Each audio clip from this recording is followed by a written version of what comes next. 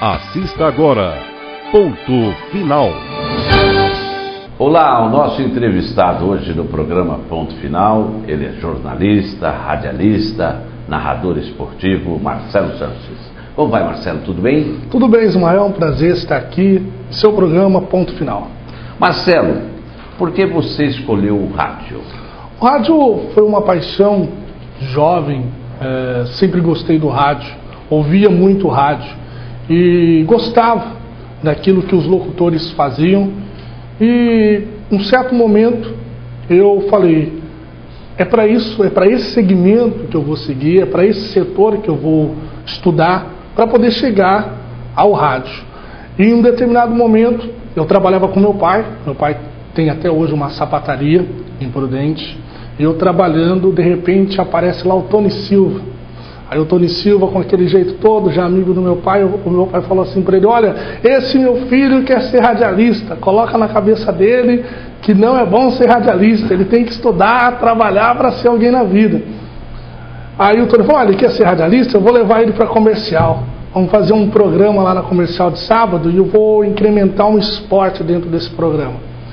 Foi aí que, nesse exato momento, ao convite dele, com 16 para 17 anos, eu fui para a rádio comercial fazer um programa lá, uma passagem de esportes, falar um pouco de esportes dentro do programa dele.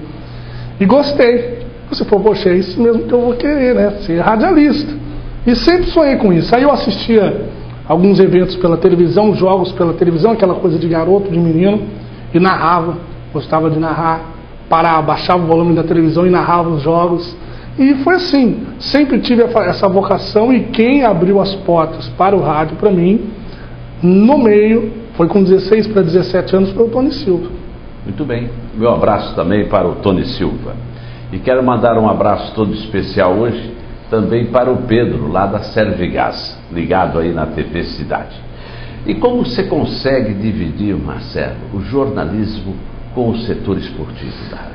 Olha, é até engraçado, Ismael, que no começo eu comecei com o esporte e eu não gostava de jornalismo. Nunca, nossa, naquela época eu não gostava, tive uma oportunidade de fazer o jornalismo e eu não gostava. Falava, não quero fazer jornal, não acho bacana, não gosto de fazer jornalismo. Até que um dia veio se instalar em Presidente a CBN. E aí o Homero Ferreira viu lá trabalhando com o Géser Dias, que foi o meu primeiro registro de esportes no rádio, foi com o Géser Dias.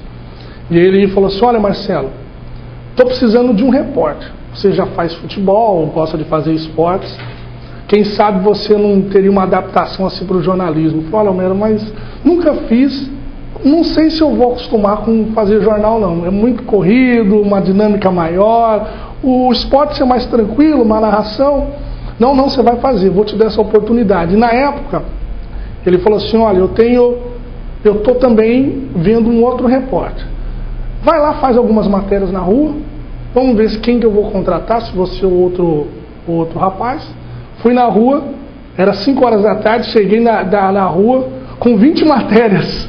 5 horas da tarde, eu falei, poxa, vamos trabalhar comigo, isso é bom de repórter. Foi aí comecei trabalhando, fazendo CBN, aí a questão do esporte, que dá aquela noção do improviso, isso é muito importante. Me fez ter uma adaptação muito rápida com o jornalismo, que hoje eu amo, faço e concilio muito bem o jornalismo com o esporte. E são duas coisas que caminham juntos, né? O jornalismo esportivo e o jornalismo no cotidiano de um modo geral. E eu acho muito bacana, gosto muito de fazer, aprendo muito a cada dia, e é isso que é interessante, o aprendizado, né, que você tem com o jornalismo. Qual entrevista que você destacaria hoje aqui no programa Ponto Final?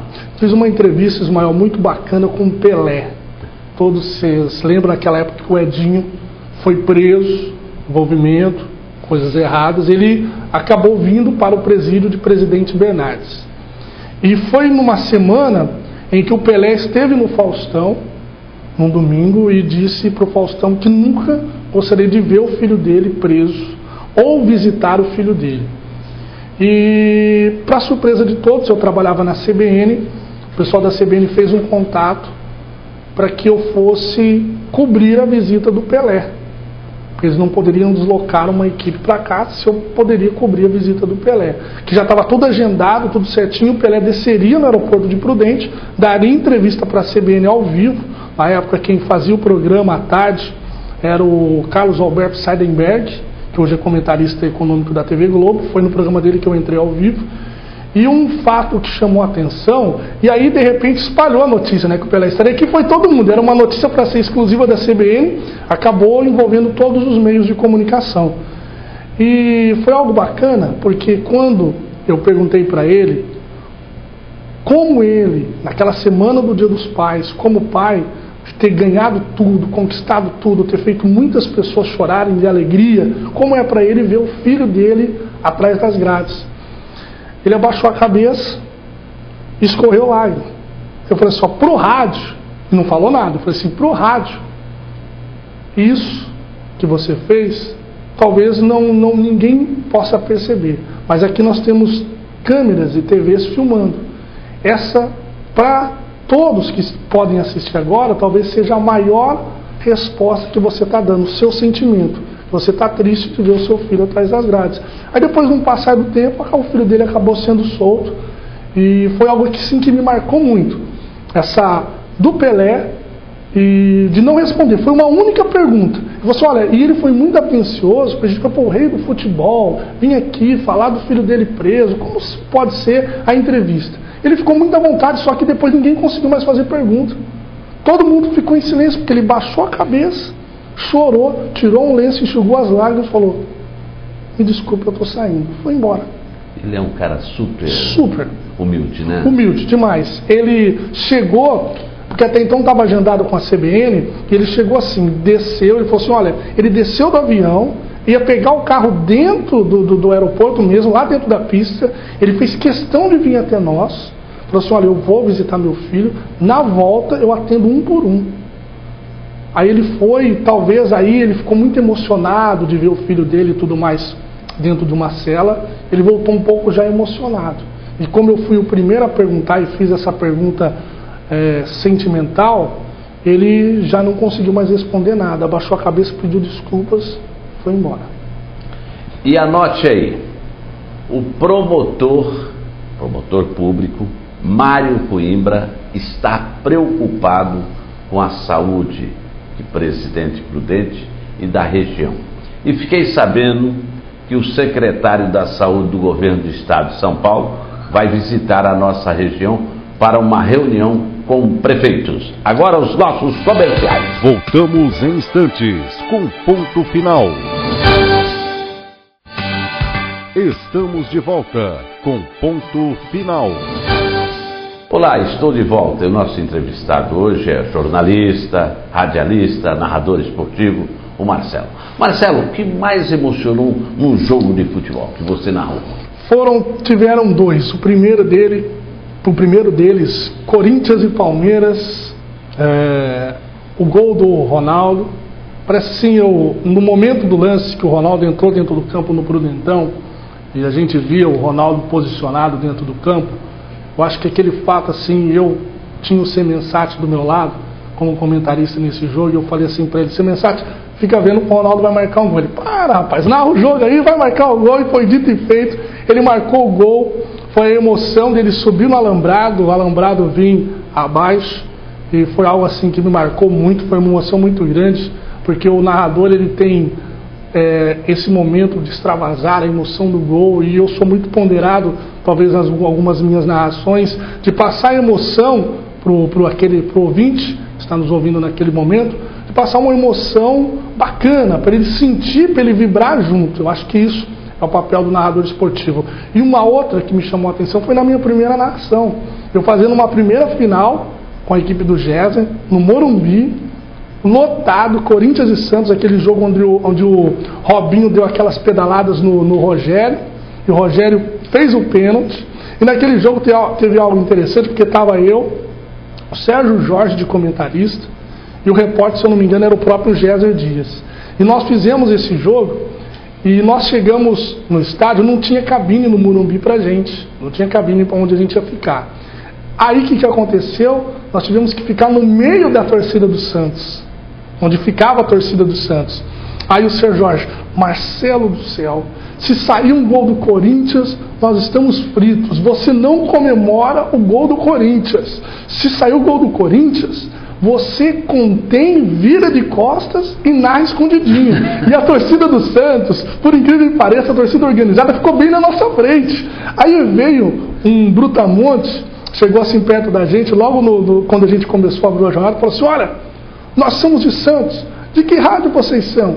Nós somos na época era 91 FM, né? Hoje 99. Nós somos da 91 FM, estava na nossa camisa, nós somos da 91 FM. Aí ele, bom, vai comemorar muito o gol do Santos, né? E o Sérgio, claro, nós somos santistas, Sérgio Jorge corintiano, nós somos santistas. E minha mãe ouve essa rádio lá em Santos, manda um alô para ela, nós vamos mandar, ela está ouvindo? Eu vou ligar para ela, ela vai ouvir. Ligou, a mãe dele com certeza não estava ouvindo. E nós mandamos um abraço para a mãe dele, aí nós ganhamos a torcida do Santos. Aí eles falaram assim: olha, e se sair gol do Corinthians, não narra. Não é para narrar gol, porque senão a gente vai vir aqui. Não pode ficar tranquilo, nós não vamos narrar gol do Santos, do Corinthians, só gol do Santos. E nesse jogo, por incrível que pareça, foi 2-0 para o Santos, um gol de pênalti e um gol do Alberto de cabeça. Foi um jogo emocionante, minha primeira final, eu jovem lá em São Paulo, fazendo um jogo e uma final de Campeonato Brasileiro. Foi muito interessante, bacana. Agora vamos falar um pouco de política. Qual a sua opinião, Marcelo, sobre os protestos que estão ocorrendo no país? Hoje a gente vive dois momentos, né, Ismael? Antigamente os protestos existiam de forma pacífica, né? As pessoas iam às ruas de cara pintada, iam protestar, e os políticos atendiam de uma forma mais rápida esses protestos, né? Não tinha hoje que nós vemos essa manifestação um pouco mais pesada. Não sei se as pessoas veem dessa forma, que talvez esses protestos de hoje, para chamar atenção, tem que ser com quebra-quebra. Eu condeno todo tipo de vandalismo, acho isso errado, não deve ser assim, mas, de certa forma, tem chamado a atenção dos políticos, tem chamado a atenção das autoridades, que têm resolvido os problemas de forma mais rápida com esse tipo de protesto. Apesar de ser errado, eu discordar totalmente, mas quando a gente vê um protesto pacífico, nós vemos que algumas autoridades não tomam uma providência. Aí quando você vê já uma alteração maior de quem está protestando, um bloqueio, um quebra-quebra, você vê que a autoridade age mais rápido. Talvez seja errado, talvez aí está tendo a inversão das coisas. Talvez nossas autoridades,